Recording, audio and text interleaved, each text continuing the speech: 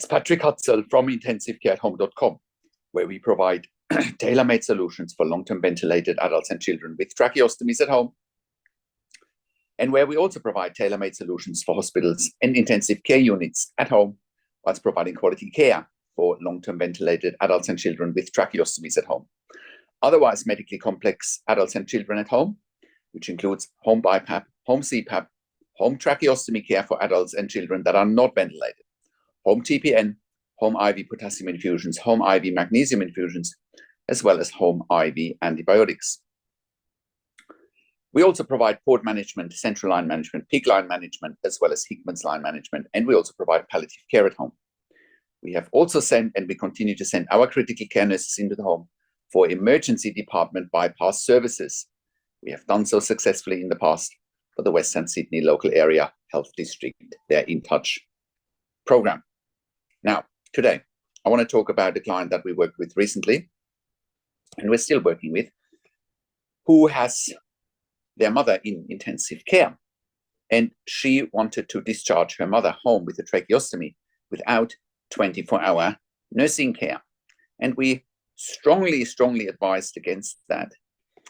As part of our consulting and advocacy, part of what we do is consulting and advocacy for families in intensive care. And you can find more information at intensivecarehotline.com. Now, coming back to our client, who's had her mother for months on end in ICU and rehabilitation facilities with a tracheostomy off the ventilator after a stroke, but could not be decannulated. But, you know, the family was desperate to take her home, which is completely understandable. That nobody wants to stay in ICU or in rehabilitation facilities for months on end, right? There's no quality of life in hospitals or in rehabilitation facilities, but there is quality of life at home. So you cannot send someone home with a tracheostomy without 24-hour critical care nurses. It's just not happening. And let me explain more. It's actually evidence-based and it's best practice-based. So when you go to our website, intensivecareathome.com, you will find a section, the mechanical home ventilation guidelines, right? And those guidelines are evidence-based. For anyone at home on a ventilator with or without a tracheostomy, or with a tracheostomy without or without a ventilator, right, needs to have a critical care nurse 24 hours a day. Those critical care nurses need to have a minimum of 2 years critical care nursing experience. And similar to a hospital, you know, the workforce needs to reflect 70–75% of that workforce to have a postgraduate critical care nursing qualification.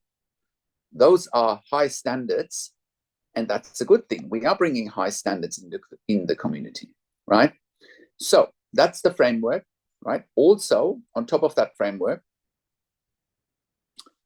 services need to be accredited. They need to be third-party accredited for intensive care at home.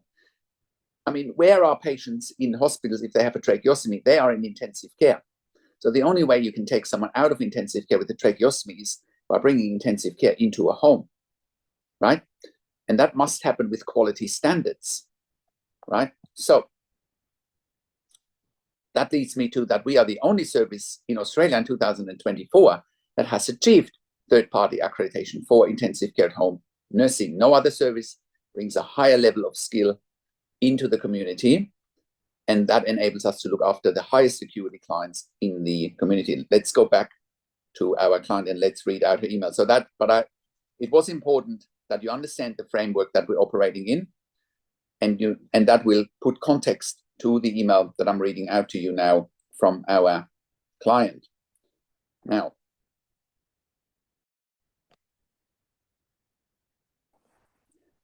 hi, Patrik. I need to book another hour of consulting with you for your assistance. My mother was discharged to home with a tracheostomy without nurses, so we couldn't really treat my mother at home without violating her health. So we were left alone with my mother and only for 4 visits from the hospice nurses for 3 days. Bear in mind, that's not 24 hours a day, which is what is needed for a tracheostomy client. In addition, the doctor prescribed medication for my mother that is extremely hard to get over a holiday weekend, which resulted in her having a seizure. So bear in mind, this lady has a tracheostomy and seizures, right? You can't do that at home without critical care nurses 24 hours a day. People have died because of it. And I've made countless videos about that. People have died at home because they didn't have 24-hour critical care nurses when they were having a tracheostomy and or ventilation. So then the client continues. I had to call an ambulance to transfer her back to ICU after the advent stopped the seizure completely. The ambulance laid her flat with a tracheostomy and a PICC for 40 minutes, which caused her to aspirate, and she now has an aspiration pneumonia in both lungs. She is back on full life support in the ICU at a local hospital as they try to work out her seizure medication in order to return her back home again. We are to meet with the palliative care team tomorrow at 11 a.m. and I would like you to be present so that you can give input in the care plan for my mother. So, and I would also like the lead nurse from the ICU to be part of that conversation so that she can understand what intensive care at home can provide. So, it's another strong piece of evidence, right, that whenever patients with a tracheostomy and or ventilator want to go home without critical care nurses 24 hours a day, lives are at risk. We know of at least 5 clients that have passed away in the community when critical care nurses were not present 24 hours a day that had a tracheostomy and or mechanical ventilation, right? So the mechanical home ventilation guidelines plus accreditation is the gold standard in the community, and we are the only provider that brings that in the community. There is no other provider who brings the same level of standards in the community.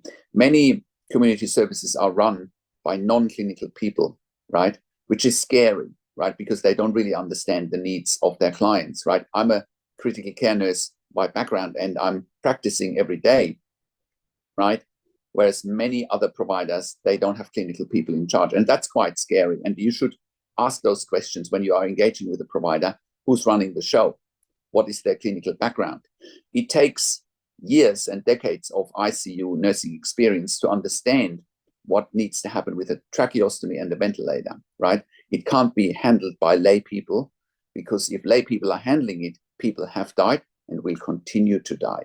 You also need the right advocacy in a situation like that, which means, you need to know what evidence together.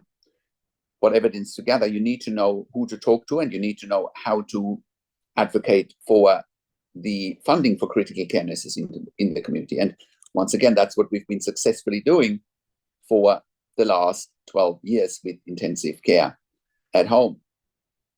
So I hope that illustrates once again how dangerous it is in the community if you're not having the right level of support. Lives are at risk.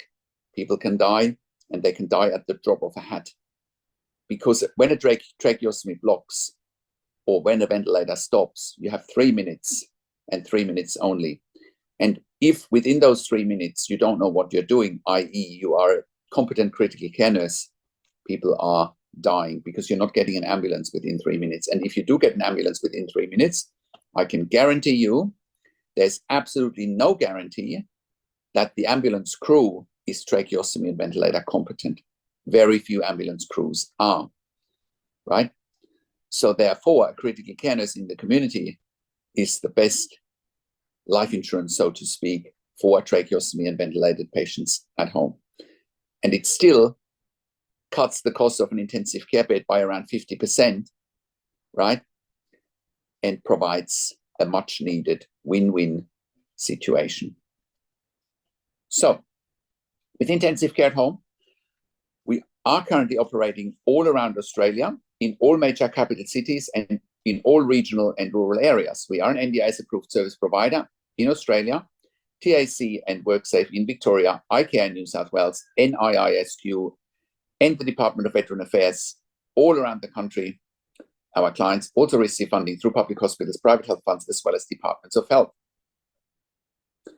We are the only provider in Australia in 2024 that's employing hundreds of years of intensive care and critical care nursing experience combined in the community, and that is unmatched in 2024. No other provider brings this high level of skill into the community, and no other provider can look after a higher acuity in the community than we do safely. We're also the only provider in Australia in 2024 that has achieved third-party accreditation for intensive care at home nursing. Once again, we have built substantial and significant intellectual property for our area of expertise. Now, and just like we've heard from our client, if you're at home already in a similar situation, or you are in ICU and you're contemplating going home, you do need critical care nurses 24 hours a day. Anything less than that will get you back to ICU, or worse, your loved one or will die. We've seen it many times. So, and what if you realize that whatever you're planning going from ICU to home is not safe, or if you're at home already and you realize it's not safe, just like our client did here, please reach out to us. We can help you like we have helped all of our clients to obtain the right funding and obtain the right level of care for yourself or for your loved one. We can help you with the advocacy, we can help you with the funding, and we've done so from day one successfully, because otherwise we would not be in business. We're also providing level 2 and level 3 NDIS support coordination, and we can help you and your family to get on the NDIS. We're also providing TAC case management.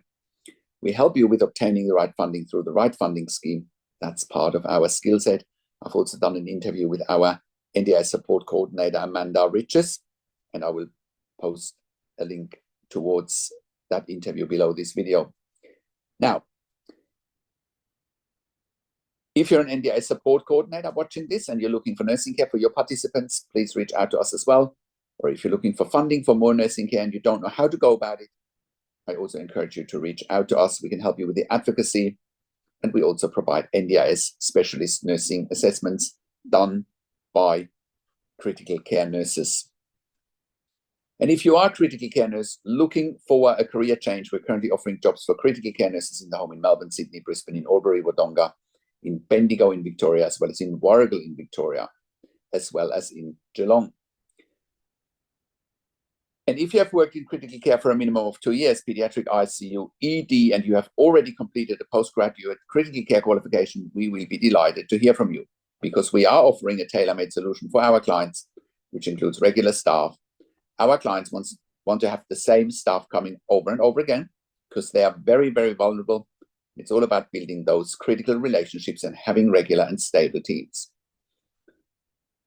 That also means if you're looking for agency work where you can come and go, this may not be the right fit for you, because we're looking to engage with you on a long-term basis, and our clients want to engage with you on a long-term basis. So it's all about building critical relationships long-term, so that it remains a win-win situation for everyone.